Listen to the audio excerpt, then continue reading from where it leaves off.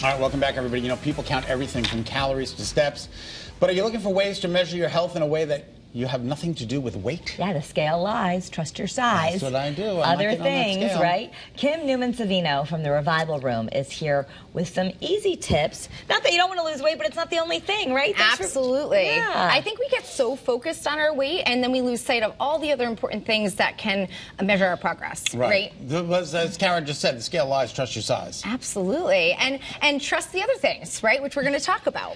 Well, one of the things you said, we really got to think about, I know people don't like to hear this, but we have to think about process, not just results. Because if you trust the process, then I guess you would say we're going to get the results, but as a human, we fluctuate. So number one, you said we can track our workouts. Like, did we made our goal of working out 3 times a week? Yes, so being consistent with your workouts is going to have such an impact on your health overall and over time. So tracking how consistent you are you showing up 3 days a week every week? And that can be a great measure of success for a lot of people, right? Because success is so important. And not only showing up, but putting in the effort. You know, you gotta do the. I see people at the gym. They get there, they get on their phones, they talk, they don't even work out. I'm like, what are you doing? I'm like, I just spent an hour working out. You're still on the phone. Yeah. Yes. So effort, absolutely. And that brings us to our point of measuring your strength, right, and endurance. So if somebody has a goal of, let's say, like getting more steps in, if you're consistently getting more steps in, that's a great way to measure your progress, right?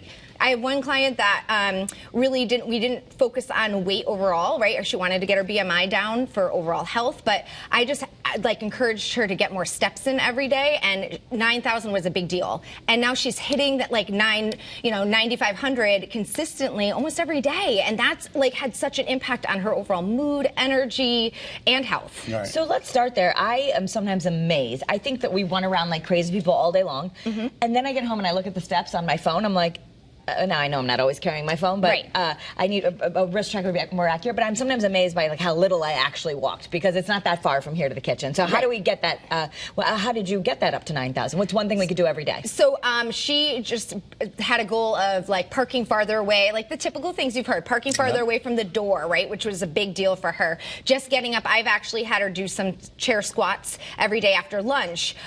Being more intentional about not bringing everything in all at one time. So I'm bad at this. I want to bring all the groceries in one haul, right? Me too. Yeah. So she'll just get one thing, bring it to where it needs to go back, get it, get another thing, and bring it. So she's doing more movement throughout the day, just more intentional movement. And you say tracking your sleep is important. Yes. I mean, I think a lot of people are sleep deprived. We're walking 100%. around. Yeah, we're walking around completely sleep deprived. And let's say you're sleeping, your sleep isn't that great. You're not going to feel great throughout your day. The movement's going to be harder. It's going to show on the scale if you're, tracking that. So just let's say you go 6 hours with undisturbed sleep. How good do you feel, right?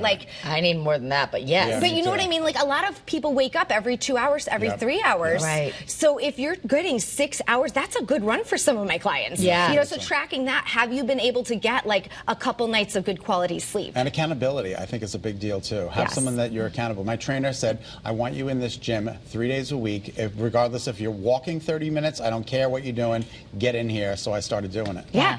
And that consistency is so big, just showing up. Right. Yeah. So good reminders. It's the consistency. It's the journey. Then you will get the results. So learn more. You can visit therevivalroom.com. You can also follow the Instagram pages at Revive Yoga Fitness, and you can follow Kim. She's got a lot of advice for you on healthy habits coach on Instagram, always giving us good ideas. Thank you. Thank you, Kim. Great to see you. Thank you. Great posture, too. Did I said that the last time, too. You did. So amazing. She doesn't want the Oreos, though. No, I don't want the Oreos either. Eyewitness News at 4 is coming up next, everyone.